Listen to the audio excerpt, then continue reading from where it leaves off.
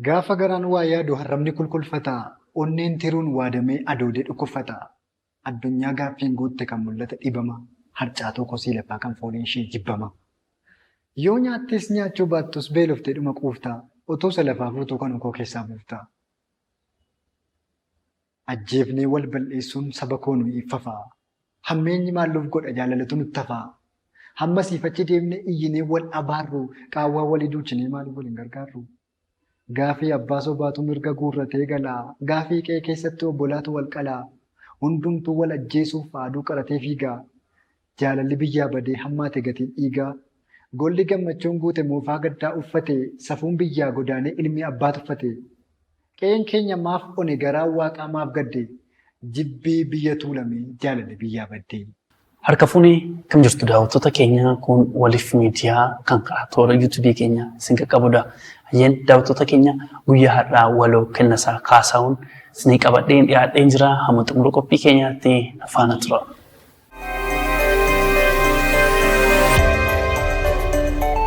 Hayyeen keessummaa keenya baga nagaan dhuftee. Baga nagaan miidhaan isin jira. Hayyee mee anillee si beekaa daawwattoonni keenya muraasni isaanii si beekuu dhiisuu danda'u waan ta'eef mee daawwattoota keenya wajjin wal bari. Tolee gara qophii kanaatti na waamuu keessaniif baay'een isin galateeffadha. Duraan dursaanii maqaan koo waloo kennisaa kaasa'uun jedhama. Kanan dhaladhee godina Oromiyaa keessaa godina Wallagga Lixaatti dhaladhee godina Wallagga Lixaa Aanaa Yuubdoo bakka jedhamutti kan dhaladhee yeroon kutaa tokkoffaa hanga kutaa saddeetittis manuma barumsaa achuma Aanaa Yuubdootti baradhee haga pireparaatooriitti achumatti kan baradhee yeroo sanatti ani dhugaa dubbachuuf ogummaa aartii baay'een jaalladhan ture. Uumamumaan aartiin na keessa jira. Baay'een ogummaa aartiitti yeroo namni fakkeenyaaf walaloo dubbisu, diraamaa hojjetu, miidiyaa irratti gaafan argoo akkasuma yeroo sanallee miidiyaan hin jiru. Raadiyoo kana gaafa dhaggeeffattu si hata. Fakkeenyaaf qophiin sanbata dhiyaatu jira. Raadiyoo Gimbii yaadatta yoo ta'e isa faa kana keessan dhaggeeffachaan ture. Yeroo kootti dabarsaan ture aartiitti isin jechuun barbaade. Yeroon kutaa tokko hanga saddeetii baradhu mana barumsaa irratti qophii mini miidiyaa, gumii HIV, gumiiwwan adda addaa jira. Akkasumas qophiilee garaagaraa jira, walgahii garaagaraa aanaa irratti kan qophaa'u jira. Kaardiin xumura mana barumsaa weelkaamii irratti dhiyaata, weelgoo irratti waan jedhamu jira, isa irrattis dhiyaata. Sana irratti hojjechaa tuman jiru. Fedhii makootiin nama gaafadheen ture. Soshaalii yoo galte ogummaa gaazexeessaa argachuu dandeessa. Ogummaa aartii naan jedhanii turanii. Pireparaatoorii akkuma galeeni gama ogummaa aartii kanatti fufee afaanii fi gaazexeessummaa kana baay'een barbaadan ture. Fedhii maaliin achi galeessin jechuufini gaafan filadhee jedhu yuunivarsiitii Finfinnee nagahee tokkoffaa maratti filadhee ogummaa joornaalizimii kanas tokkoffaa maratti filadhee gaafan dhufee mana barumsaa yuunivarsiitii Finfinnee kana gahu homaallee na rakkifne kallattumaan gara aartiitti seenee maaliif nan jaalladha waan ta'eef ittan guddadhe waan ta'eef barnoota isaas hamma nan dhibne jechuu barbaada. Kanaaf ogummaan aartii uumamumaan na keessa jira. Baradheen fide otoo hin taane dhalootumaanitu na keessatti guddate sin jechuun barbaade.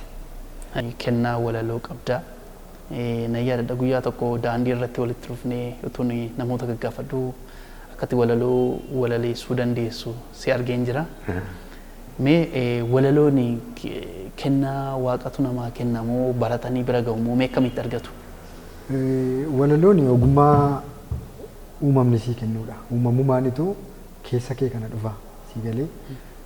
Gaafa keessa kee kana dhufu gaafati nan balleessa walaloo dubbisuu nan dhiisa gaafati jettu gaafa aarii tokko yeroo gaddaa fakkeenyaaf yeroo sabi kee aaru yeroo sabi kee faffaca'u akkati walaltu sammuu kee keessa guuta dirqamaan barreessitaa jechaadha. Kun maaliifi walaloon kennaadha. Kennaarrayyuu immoo barumsaan itti dadhabdee itti hojjettee irratti dubbistee kan itti mooderni gootudha walaloon. Garuu uumamaan si keessa ta'a. Uumamaa yoo si keessa taa'ee homaa bu'aa buusuu hin danda'u. Si galee baastee kitaaba dubbistee qayyabattee wantoota garaa garaa dhaggeeffattee walaloo seeraan toora gashatta. Kennaa si keessa jiru sanaa situ guddifata. Kennaan immoo uumama. Uumamni immoo tola sii kenna. Waan tola sii kennan sanaa itti bu'aa buusta. Uummata keetiif ofiif maatii keetiif kan ittiin bu'aa buustu kennaa sii kennan sanadha. Hayyee ati yuunivarsiitii Finfinneetti akka ogummaa gaazexeessummaa akka baratte naa kaastee jirta.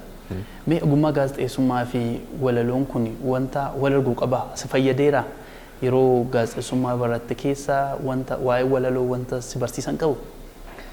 Dhugaa dubbachuuf ani yeroon biyya jiru cal jedhee man walalan ture. Yeroon mana barumsaa sadarkaa gadaanaa jiru callisee man walalan ture. Garuu gaafan dhufee pooyiterii kan jedhamu jira, diraamaa jettee koorsiitii fudhattu jira. Koorsiitii wantoota garaa garaa kana waraabdee kompoozishinii keessatti kompoozishinii koorsii jedhamu jira. Isa kompoozishin tuu kompoozishin waan jettee wanti fudhattu jira. Koorsii sana keessatti ogummaan aartii akkati jabaatu sirnaan akkati ogummaa aartii sana guddifattu baay'ee si fayyada. Baay'ee bu'aa buusa. Keessumaa aartiin akkanaa waan jedhu wayii sitti ibsa galee aartiin kanaa kana fakkaata aartii waan jettu eenyummaa aartii gadi buusee kan si laatu ergani barumsa kanatti fufee bu'aa gaarii argadhe isin jechuufi. Walaloo waa'ee nagaa ilaallattu tokko barreessee jira. As jedhee achi jedhee kanan maqaa isaa waamu dur gara biyyaatii seenaa walitti dhaamu masoodhaan wal kuulanii sagaleen lafa ciru kan wal jaallatu malee inni wal jibbu hin jiru. Gaafa tokko gadoodu tokko caraanee iyyaa malee jibba kuusanii waliin balleessan biyyaa. Inni ammaa jira keenya iddoo tokko hin dhaabatu otoo morma kotanii nagaa naman gaafatu. Fayyuma gubboos ga'ee bokokkee nama jibbaa akka waan daarii qonnooroo namatti dhiibaa. An garuu gama kootiin akkaman seera dabsaa gumoo'ee abbootii keenyaa maafan haqaa kee cabsaa. Eenyummaa koo guddisuuf ofan eegaa daba koo nagaan isin gaafadha akkam jirtu saba koo. Lapheen kophaa rooraatu gaaf tokko kuftee cabdii qe'ee nagaan hin jirre jireenya maalii qabdi. Utuu lubbuuf kaatanii araddaatti tabaaramu libsuu ijaa gidduutti dacheetti dabalamu. Silaa deebitee lixxu aduun dukkanaa baate galateessi uumaa kee isa nagaa siif laatee jedha. Kennasaa hojiiwwan kee kana bifa ol kaa'achuu dandeessu yookaan immoo saba bal'aadhaan gahuu dandeessu yookaan akka kitaaba barreessuu fa'aa yookiin akka bifa waraabamee mee maal yaadaa jirta? Dhugaa dubbachuuf hiriyoota tokko tokkotti nan hima. Uummanni keenya akkuma sabaatti yoo jenne namuma hundumaa akkuma biyyaatti akka guutuu biyyaatti nam hundumtuu gara miidiyaarraa gara tiiktookii gara feesbuukii gara onlaayiniirraa hafee si galeera. Kanaaf yeroo tokko kitaaban barreessa jedhee yaada. Namni hundumtuu immoo bilbila harka isaarraa qaba. Namni kitaaba naannee dubbisu hin jiru. Namni seenaa qoratu hin jiru. Walumaa gala waan akka albamii CDdhaan utuun hojjedhee CD walalootuun eebbisiisee gara fuulduraatti karoora koo guddaa keessa ture galeera. Bifa sochiidhaan yookaan immoo bifa viidiyoodhaan waraabamee viidiyoodhaan waraabamee qofaa utuu hin taane CDdhaan kan hojjetamee tiraakiidhaan walitti hojjettee sagalee duwwaa moo kan sagalee qofaan waraabsistee CD isaa kan hojjechiistu waan akkasii yaadaa jiru. Yaadaa jirta? Hayyee jabaadhaan siin jedha. Tole. Egaa ati ogeessa waloodha. Ittis immoo barnootaan immoo itti dhiyaattee immoo kan kanaan durarra baay'ee cimtee jirta. Mee ijoollota guddataa jiran kana yookaan immoo waa'ee walaloo bor kan walaloo walaleessuuf barbaadanii fi ergaa akkamii dhaamtaaf? Dhugaa dubbachuuf walaloon keessa kee jira taanaanii yookaan immoo ogummaan aartii sirbaa ta'uu diraamaa hojjechuu haa ta'uu jireenyumti ati uumamaan jiraattu guyyaadhaa guyyaatti jireenya ati jiraattu jireenya aartiiti. Ganaman kaataa mana fincaanii dhaqxaa achi deebitee fuula kee dhiqattaa achi deebitee akkas jettaa hojii deemtaa. Kun mataan isaa aartiidha si galeera. Aartiin immoo akkuma sila sitti hime waaqatu namaa kenna siin jedheera aartii. Aartiin kun keessa kee gaafa taa'u bu'aan buusu. Baastee yoo hojjette yoo itti dubbiste yoo ogummaa fakkeenyaaf waan akka kootti walaloon dubbisa. Walaloo kana kitaabarraa wantoota onlaayinii kanarraa waan dubbifamuu qabu uummata koorraa waan hin baruu qabu fakkeenyaaf amma hiriira Finfinnee kan argiteetta hiriira taaksii Finfinnee kan argiteetta kanarraa waan baay'ee hubachuu dandeessa waan baay'ee barachuu dandeessa. Jireenya namaarraa gaafa waan baay'ee baraa deemtu ogummaan aartii sun si keessatti gaafa isuma sana funaanteetu gama aartiitti jijjiirta. Fakkeenyaaf diraamaarra baatee gaafa qonnaa qottu kaameraa dhaabbattee gaafa diraamaadhaan qonnaa qottu hin kolfu ta'anii. Garuu waanuma sana hojjechaa oolanidha. Fakkeenyaaf nama nyaata nyaatu tokko gaafa diraamaa irratti argitu isuma laalta. Si galeera. Foddaa TV kana banattee isuma laalta. Garuu inni waanumati keessa ooltu hojiiti guyyaa hojjettu kana keessa ooltutu gama uummataatti gara isteejiitti gara viidiyootti baasan yeroo isaan hojjetan isuma laalta dinqifatta si galeera. Aartiin si keessa jiru kuni isa sana aartii uummata keessaa kana walitti qabdeetu gara kaameraatti gara isteejiitti gara diraamaatti jijjiirta. Kanaaf itti hojjechuu si gaafata. Yeroo hundumaatti dadhabuu si gaafata. Aarsaatti kaffaluu si gaafata. Kana yoo ta'e ogummaa si keessa jiru kana baafteetu biyyatti mul'isuu dandeessa. Okay. Mee maatii kee keessaa nama walaloo walaleessutu jira moo akka fakkeenyaatti moodela eenyu siite eenyurraa agarte? Maatii koo keessa jiraatu hin taane waldaan itti guddadhe waldaa Beetel Makaana Yesuus kan jedhamu tokko jira. Waldaa sana keessatti guddadhe ijoollummaa kaasee. Mucaa tokkotu walala ture. Mucaa Lammeessaa Miroo jedhamu tokko abbaa kootiif abbaa isaa obbolaadha. Walaloo kana baay'ee walalaa yeroo dhalachuu gooftaa gaafa ayyaana waggaa haaraa walaloo kana bahee walala ture. Gaazexaa dubbisa ture. Barreessee nama taphachiisa ture. Gaafa kana isaa wajjinan oolaan immoo isumarraanii argi yeroon barumsa gadaanaa kutaa gadaanaa baradhu isuman argan ture. Inni yeroo sana gara iskuulii jira. Isumarraa argaa guddadhaa waan inni walalu sana harkaa fuudhee naa barreesse jedheeni inni naa walalaa. Fakkeenyaaf mana barumsaatti gumii HIV jedhu. HIV dhaan wal qabatu naa barreesse naaf kenna ture. Ani immoo isteejiirrattan dubbisan ture. Utuma jedhu wanti kun na keessatti guddachaa amma ani jaallachuu baay'ee hagan jaalladhu walitti akkan argadhutti kan na keessa guute ogummaa aartii sana isarraan argadhisiin jechuu barbaada. Mee walaloo bara durii yookaan ijoollummaa keetti walaltee yaadatta mana barumsaa fa'aa keessatti? Kan barreesse sanumaa waan dhaggeeffataniif galatooma waan akkasii. Baay'ee yaadadhu. Ani arguun qabu, ani arguun fedhu nama sammuun doomaa waan na dhaggeeffataniif guddaa galatoomaa waan jetteeti. Waanuma akkasii waan akkasiiti jechuudha. Hayyee mee dhumarratti nama galateeffatu yookaan immoo ergaa ofii keedhaatii wanta dhaammattu yoo qabaatte carraa sadhumaan sii kenna qophii keenya gara xumuraatti deemaa jirra. Tolee dhugaa dubbachuuf armee koo baay'een galateeffadha hunduma duraa jechuudha.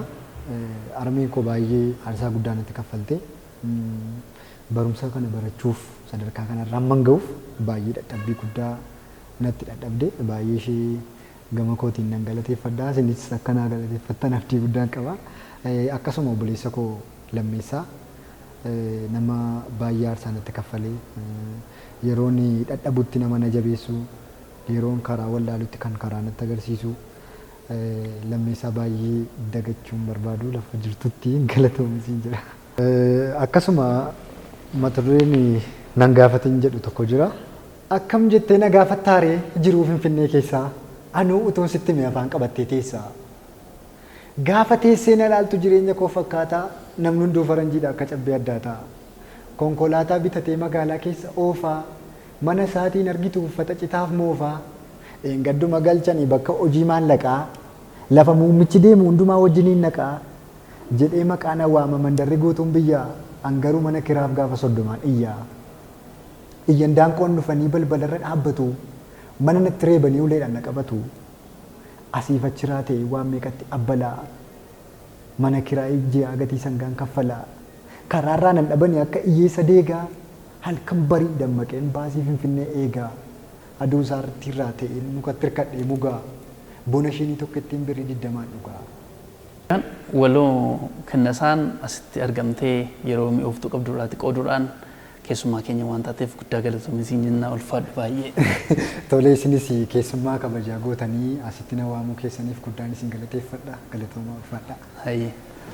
Egaan daawwattoota keenya qopheeffanneetti akka irraa barattan akkatti bohaartan abdii guddaa qabna. Torban keessummaa biraa hamma qabannee isinii dhiyaannutti torban gaarii. Guddaadhati. Guddaadha takkaan jedhamne xinnaa mukeetiin lafaa dho'ee guddummaa kee finiina simbirroonni bakkeedhaa uumamni harka keetii cimina kee dubbachuuf lafti nan ga'u seetii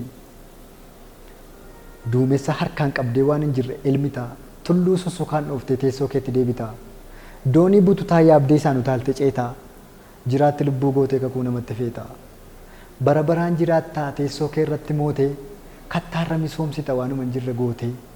Kaasuun ammaartee hiyyeessota qallabdaa gadameessa du'eettu mootummaa kee lallabdaa jirtaa fallaphee dhiibee jaajja fuula dhiphuu hamilee koo bososeesiidha kanaaf suphuu malee akka nama abdadhee dhufeefoo humna dhabee lallaafaa akka paastaa fituufoo miilla jireenyi mee caccabee kaasee hiika namaa wallaalus namni karaasaa obbaasee itti hirkadhees yoon dhabe abdii firootaaf lammii wallaaneetu na cabsaa yoomuu naan ta'u namni. Yaa isa garaa keetti hama namaan dubbanne aangoo jabaataa qabda oomaa sitti hin guddanne seera mataa keen bulta ofii uummattee tooftaa alangaa soomni diree rukuttee waliin dhooftaa.